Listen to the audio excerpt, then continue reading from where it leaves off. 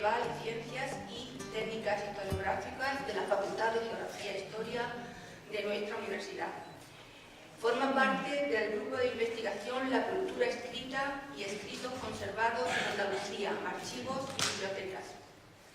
Estamos ante un profesor investigador de una gran talla profesional, tanto a nivel local, a nivel andaluz y a nivel nacional e internacional. Luego, por lo que he visto en otra conferencia, os van a explicar bibliografía, porque si estáis con un tema que está en un documento, si hay bibliografía escrita, conmigo. Y luego vosotros tendréis que hacer ya la labor histórica, a través del documento buscar la verdad. Tengan ustedes en cuenta que los documentos de archivo no todo es verdad. No todo es verdad. Por ejemplo, mi documento nacional de identidad es un documento público, fue expedido por la policía delante de un funcionario que me vio firmar, me identificó. Es un documento fehaciente, porque cuando ha llegado la hora de jubilarme, lo que ha hecho fe para yo jubilarme es la fecha que pone el DNI. Es un documento auténtico porque yo lo firmé, es mío, de mi autoría. Sin embargo, mi documento nacional de identidad no es verdadero, porque me pone que yo nací el 28 de diciembre, según mi madre yo nací el 27. Y eso en los archivos lo van a encontrar ustedes. No creen ustedes que porque un documento sea de archivo es verdad. Y ahí está la labor del historiador. Por eso ahora cuando se habla de memoria histórica, la memoria no es historia. La memoria hay que interpretarla. Y como dinámico. Observen que hay por encima inventario dinámico. ¿Qué ustedes hay? Inventario dinámico. Una vez, inventario dinámico. Ahí en el inventario dinámico pone seleccione un archivo. Manuel, diga usted todos los archivos que podemos seleccionar. Son todos los archivos, digamos, que dependen del Estado. ¿Y cuáles son los archivos que dependen del Estado? El archivo de la Corona de Aragón, que está en Barcelona, el cual archivo tiene toda la documentación medieval, moderna y contemporánea de Cataluña, Reino de Aragón, Reino de Valencia y Reino de Madrid. Ahí lo digo. Luego está, por ejemplo, el archivo de la Real Chancillería de Valladolid, que partiendo del Tajo para arriba tiene todos los pleitos apelados, civiles y criminales, y pleitos por obtención de un título de nobleza desde el Tajo para arriba. Hay uno de los fondos más importantes, el fondo de Vizcaíno. He hecho una cosa que os quiero enseñar, que parece que es una tontería. Sube para arriba. Bien. Quería yo insistir mucho en que ahí les ponen ustedes en el cuadro de clasificación del Archivo Histórico Nacional de Madrid, que está abajo, ¿lo ven? ¿No ven ahora? Ahí abajo. Por instituciones del antiguo régimen.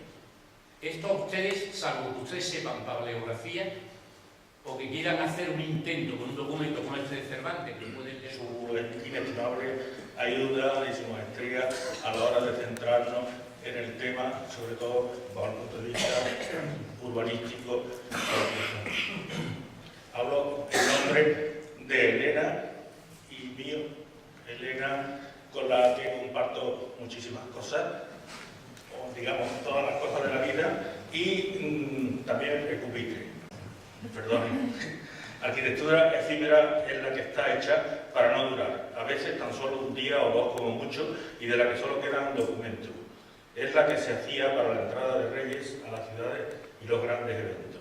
Efectivamente, lo que queda es lo documentado. ¿Por qué este trabajo?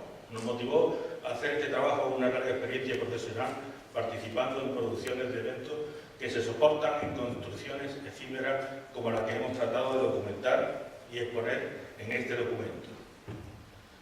Este tiempo de investigación nos ha llevado a la conclusión que para enriquecer, comprender bien y desarrollar mejor nuestro trabajo sobre el altar pontificio levantado en los remedios, hemos de remontarnos a tiempos pasados y así lo hemos hecho, volviendo nuestra atención al siglo XVI, más concretamente al reinado de Felipe II, periodo de mayor expansión del imperio, cuando la ciudad adquirió un considerable tamaño, siendo la mayor de España. En 1570 se produce la visita a Sevilla del monarca. Juan de Marlana, humanista sevillano al servicio de la corte, cronista oficial con destacado protagonismo en el recibimiento de la ciudad de Sevilla hizo a Felipe II y en las labores de sorno de la galera real de don Juan de Austria, que habría de ser capitana en Lepanto, refiere que 12 días, entre el 18 de abril y el 1 de mayo, como ella aspira a serlo del nuevo. Y no solo se asimilan instituciones y cargos sevillanos, cabildo, 24, jurados, a senados, senadores, cónsules o tribunos, sino que hasta los santos patronos, San Fernando, San Leandro, San Isidoro, son equiparados a los dioses tutelares. Este ideal de síntesis, paganismo y cristianismo, de antigüedad clásica y modernidad, inspira la arquitectura efímera levantada ante la puerta de goles, integrado por dos arcos entre los que se extendían dos hileras de nuestro trabajo. La visita de su santidad el Papa Juan Pablo II. Fue algo inolvidable. Roma se hizo Sevilla y Sevilla se hizo Roma.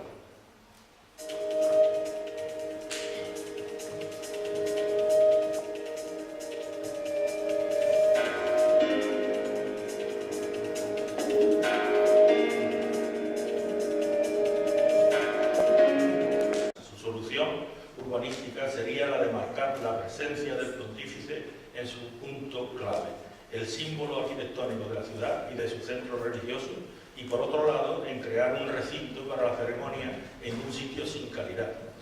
Nada de esto permanece hoy en día físicamente. El profesor Morales Padrón, en su discurso de contestación al de el cardenal amigo pronunciado en febrero de 1984 en la Real Academia de Buenas Letras, a propósito de la Catedral del Ferial, echaba en falta un libro sobre la Sevilla desaparecida, en el que aparecerá, decía, toda la fabulosa arquitectura efímera que la ciudad ha erigido para conmemorar una serie de factos, desde la muerte de Felipe II, la canonización de Fernando III, a la beatificación de Soraya. Hemos realizado muy diversos, incluso audiovisuales como vídeos, explicados de forma que se entienda que sin ellos ni la arquitectura ni los cambios que se dieron en la ciudad como un evento concreto se pueden apreciar, e incluso conversaciones con don Luis Becerra Vázquez, uno de los responsables del montaje escénico. Hemos pretendido investigar para acercarnos a cómo la memoria de la ciudad puede tener otro perfil, tras un acontecimiento contemporáneo en la época de los medios de comunicación de masa. Se ha valorado cómo en la ciudad se actuó de una doble manera. Se hizo extraordinario lo cotidiano, que son como los de la Giralda, y de un lugar vulgar como el descampado del Real de la Feria se hizo una catedral al aire libre. Se ha mostrado además cómo desde Mentira a esta jornada nos ha permitido solo un uso parcial de lo que hemos aportado como trabajo en la síntesis. Y muchísimas gracias por vuestra atención.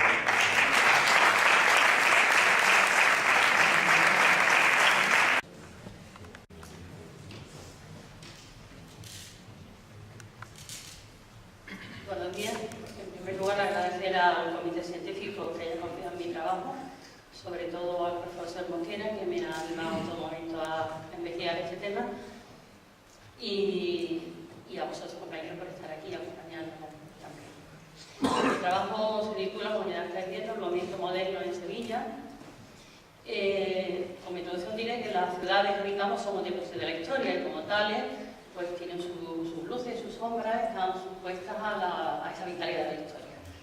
Son un legado que nos permite tener. En el caso de Sevilla, por ejemplo, pues es más claramente el fruto de determinadas épocas de brillo, como es su pasado medieval, la moderna, el barroco tan conocido, etc.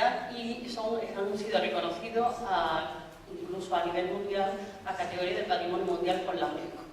Pero, sin embargo, cuando nos dedicamos del tiempo, valorar ese legado es un poquito controvertido, suscita menos consenso, etc.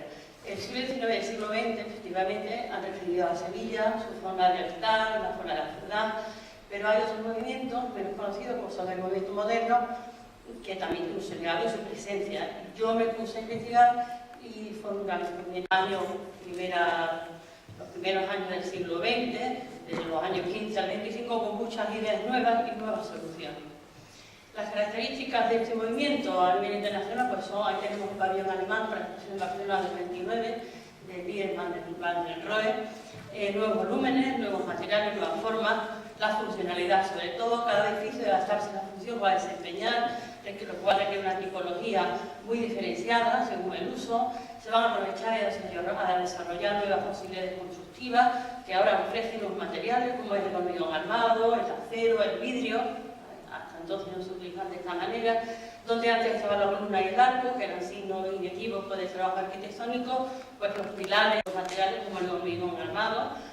Tenemos la imagen, el retrato de la puerta de la carne, el interior, con esos pilares, con ese tan diáfano, tan funcional. Luego de la guerra civil pues se continúa construyendo la edificio Caguas Persiana, que veremos después, y Tasa como industrial, y también se construye en otras capitales andaluzas.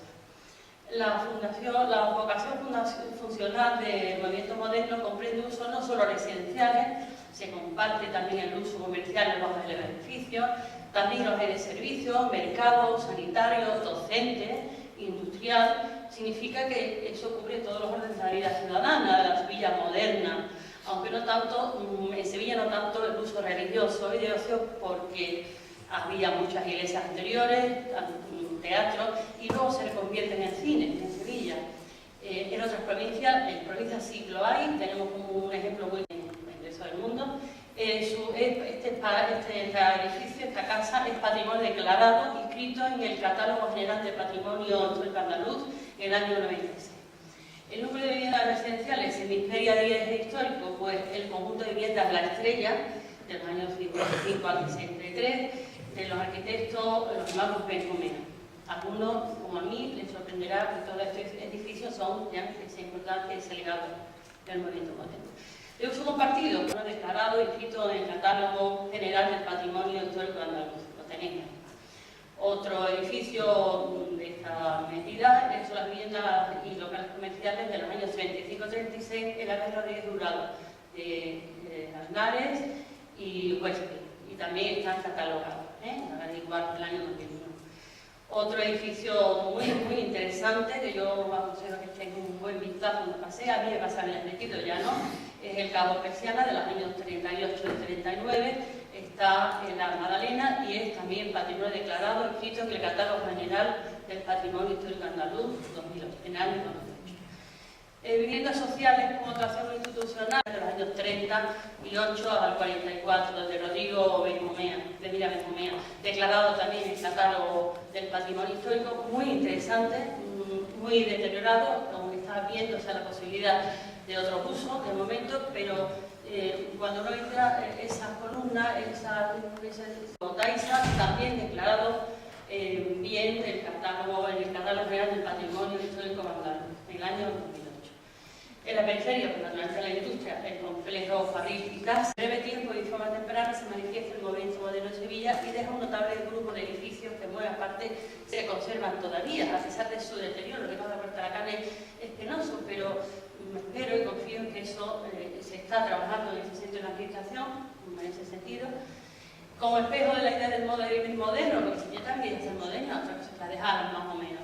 Asume una diversidad de tipos y funciones que explican los cambios en la mentalidad, los gustos y el funcionamiento propio de una ciudad que se quiera modernizar.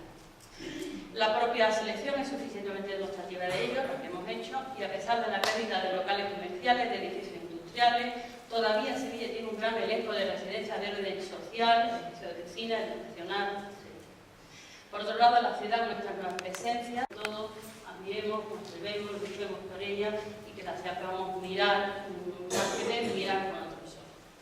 Y nada, y muchas gracias.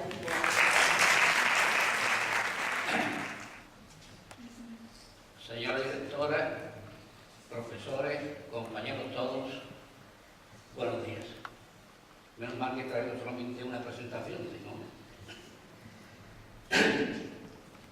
España, siglo XIX, es un título que he puesto en principio, era Historia siglo XIX, pero era muy extenso, el contenido era muy extenso y a riesgo de perder información nacional, pues mejor perdí información internacional y me he limitado solamente a España en el siglo XIX con la consiguiente referencia internacional.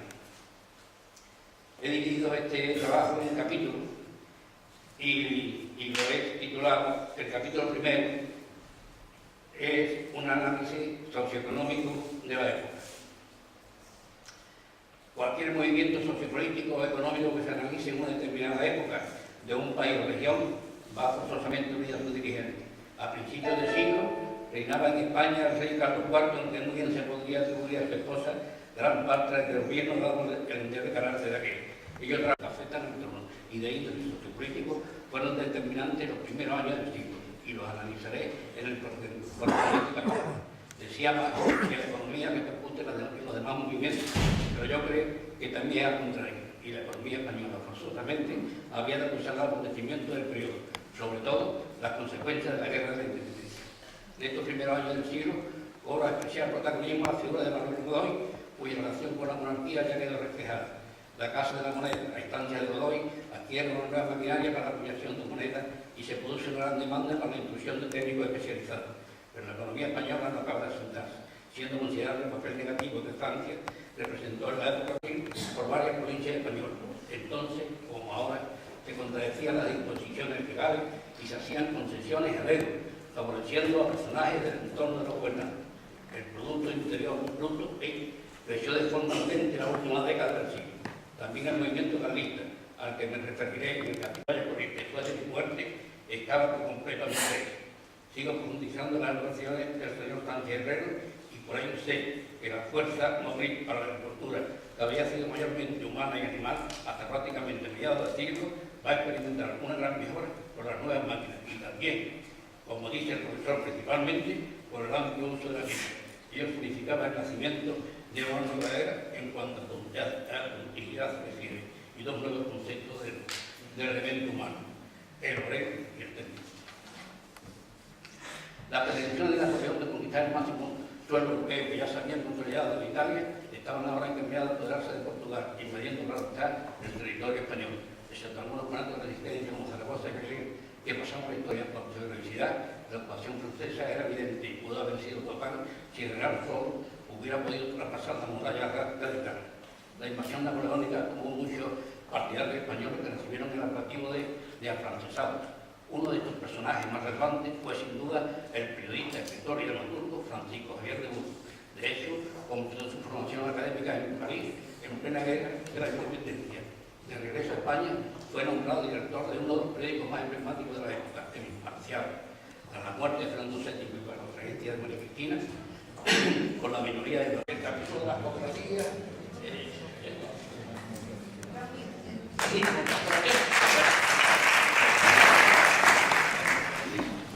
tiene la palabra don Antonio Lara.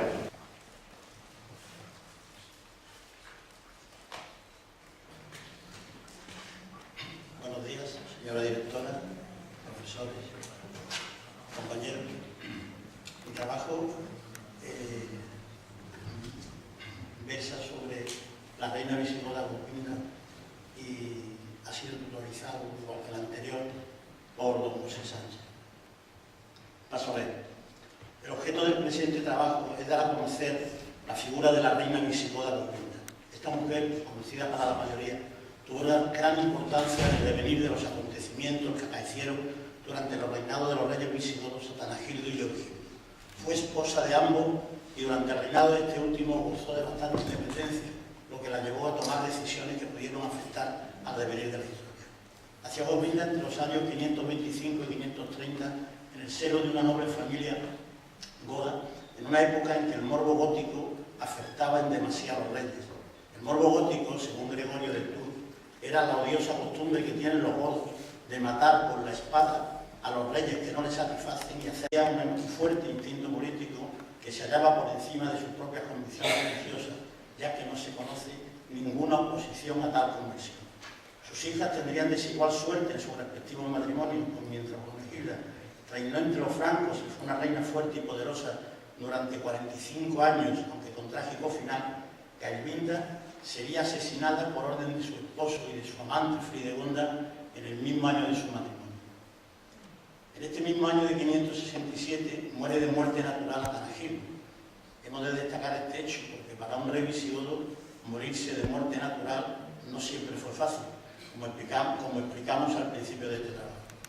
A la muerte de Atanagildo sucede un hecho inaudito en las sucesiones de los reyes visigodos, es que se produce un vacío de poder durante 5 meses sin que se nombrara ningún soberano. A la jerarquía episcopal católica, con posterioridad endureció su posición, llegando a desterrar a algunos obispos. Colbinda fue la instigadora de esas persecuciones, según Gregorio de Piri. De cualquier manera, el éxito de Leovigildo en esta empresa fue nulo. Colbinda, madre de Brunegilda, reina de los francos, fue la instigadora de la boda de la hija de esta, su nieta Ingunda, con Hermenegildo, hijo de Leovigildo.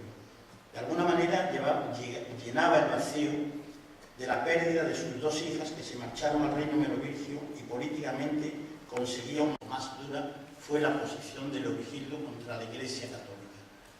La esposa de Hermenegildo, Ingunda, acabó en manos de los bizantinos que intentaron trasladarla junto a su hijo a Constantinopla, pero murió en el viaje. El hijo, Atanagildo, la sobrevivió, aunque ya nunca más nada se supo de él. Al año siguiente de la terminación de esta guerra civil murió Leovigildo, y su hijo Recaredo recibió un reino bastante tranquilo, a excepción por la frontera de los francos, en la Septimania, ya que Gontrán, rey franco de Borgoña y tío de Ingunda, detestaba a los visigodos por la muerte de este. Aparece de nuevo entonces madre de Brunegilda y que seguramente a cambio de ejercer Udila fue condenado al destierro y Colbinda dejó de existir. Este escueto comentario en la crónica de Juan de Viclaro, dejó de existir, nos deja sin saber cómo fue el final de la reina. No parece que Recaredo tomase ninguna medida contra ella, pudiendo por tanto haber muerto de muerte natural, ya que su edad era avanzada para la época, pues seguro que superaba con creces los 60 años. Con la celebración en el año 589 del Tercer Concilio de Toledo se puso fin a la época arriana del reino visigodo, comenzando la época católica que finalizaría en el año 711 con la invasión musulmana de la península. Como conclusión, hemos de decir que Colbinda, a quien los cronistas católicos de la época y algunos posteriores trataron tan mal, también se le pueden adjudicar cualidades que a otros personajes históricos les son reconocidas.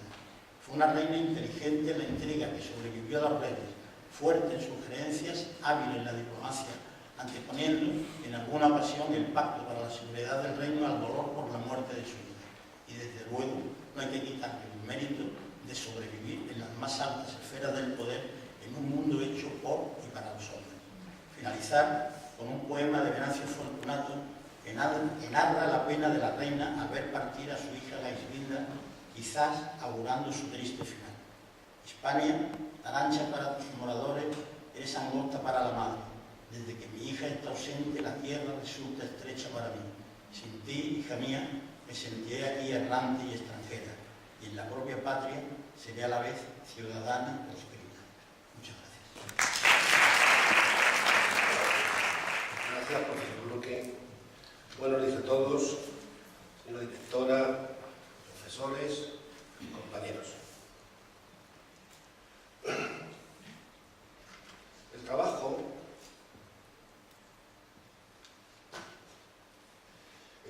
Concilio Toledano II ha sido tutelado por don José Sánchez Herrero, profesor de Historia de España, Mundo Medieval y Moderno del segundo curso del Aula de la Experiencia. El concilio, acaecido en el año 589, con la sentencia de 62 obispos, además de condenar a la herejía arriana, selló la unidad espiritual de España. Su celebración fue la respuesta histórica exigida por la estructura sociopolítica y el ambiente cultural e ideológico de la época, entre cuyos antecedentes el reinado de Leovigildo en los años 569-586, marcado por una intensa actividad política y militar, por el apogeo del mismo y la persecución de los católicos, quizás sea el antecedente más señalado. Leovigildo no pudo lograr la unidad religiosa en su reinado, pero le ganó al morir a Recaredo, su único hijo vivo, un reino políticamente cohesionado que ocupaba prácticamente la península ibérica. Los 4 concilios ecuménicos, previos al Toledano: Nicea en el año 325, Constantinopla en el 381, Éfeso en el 431 y Calcedonia en el 451, constituyen otro antecedente importante. En ellos se va a anatematizar diferentes doctrinas heréticas, se proclamará el dogma de la Santísima Trinidad y se promulgará la oración del credo, que ha llegado a nuestros días prácticamente sin modificaciones. También constituye un claro antecedente del Toledano III la Asamblea Episcopal Hispana, convocada por Recaredo en el año 587, en la que los obispos arrianos van a convertirse a la fe católica. El significado del concilio es quizá el aspecto más destacado del mismo. José Orlandis se refiere a él como acontecimiento histórico previsto y programado con el fin de dar público y deslumbrante testimonio de la conversión de los visigodos al catolicismo. Este hecho desbordó el estricto marco de la Iglesia hispana, pues supuso el triunfo de la fe católica sobre el arrianismo y el final del enfrentamiento entre las dos religiones que se había iniciado en el Concilio de Nicea. El objetivo del Toledano puede ser doble.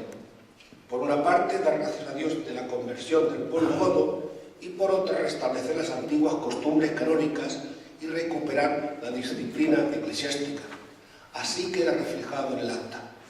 Habiendo el mismo rey gloriosísimo, en virtud de la sinceridad de su fe, mandado reunir el concilio con todos los obispos de sus dominios, para que se alegraran del Señor de su conversión y por la de la raza de los godos, y dieran también gracias a la bondad divina por todo tan especial, vigilia y oración decretados a propuesta del propio rey. Respecto a la sede del concilio, aunque algún investigador lo fija en la antigua iglesia de Santa Leocadia, solo tenemos documentación datada de su celebración en la ciudad de Toledo. Ex Santa Sinodus Habita es in Divinitate Regia Toledana. El documento conciliar consta, según Félix Rodríguez Olmo, de tres partes. La primera, la profesión del rey. Recaredo abre el concilio con un discurso y entrega a los obispos el tomo Regi, en el que declara haber obtenido el favor divino de la conversión de su pueblo, al que manda nobles y obispos, de los que se conservan actas. Las actas y cánones son, no lo duden, fuente inagotable para indagar en las costumbres de la época, costumbres que el concilio trató de modificar, regular y en algunos casos condenar. La bibliografía consultada se muestra en la pantalla y sin más darles las gracias por su atención.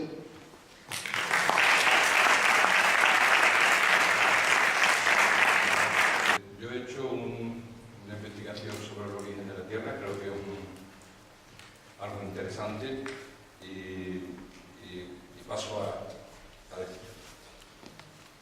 Por medio de este estudio, el alumno ha pretendido acercarse al conocimiento de la formación del universo.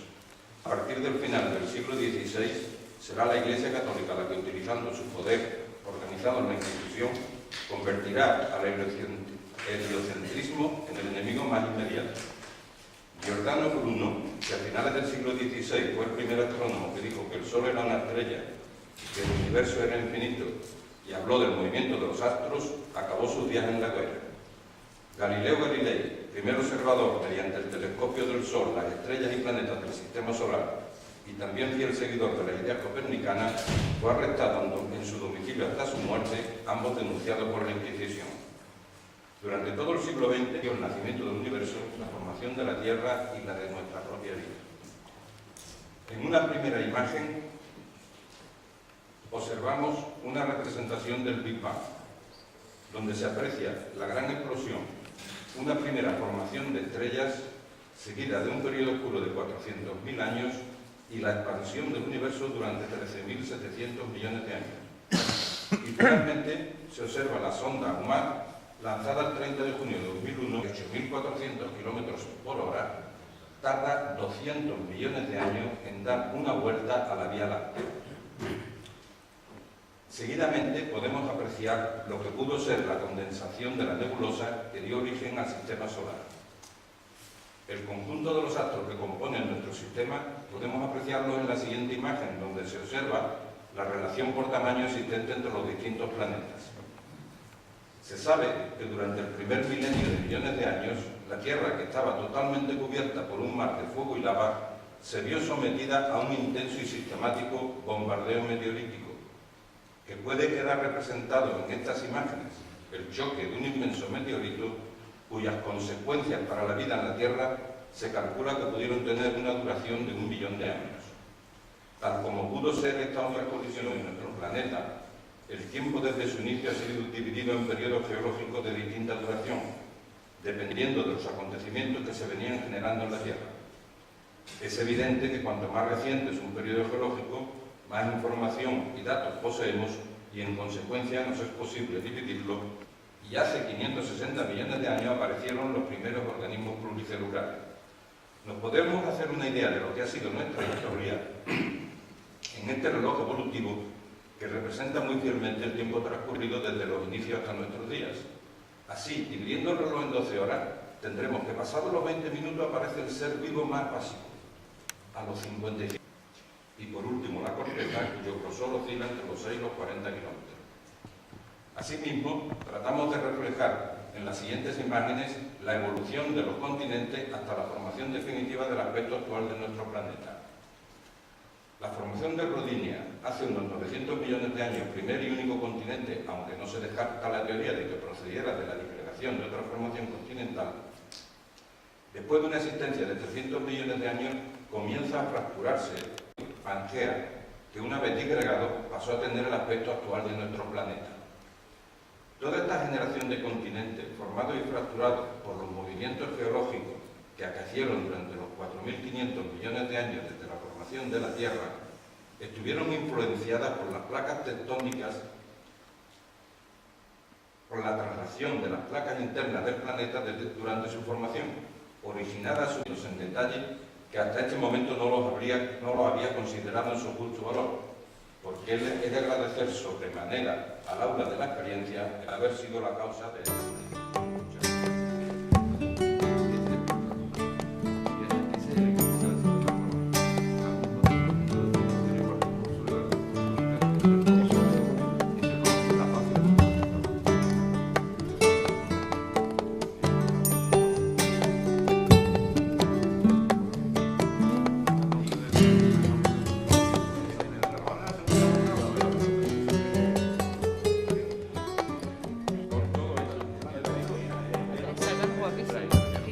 Bueno, quítanos arriba,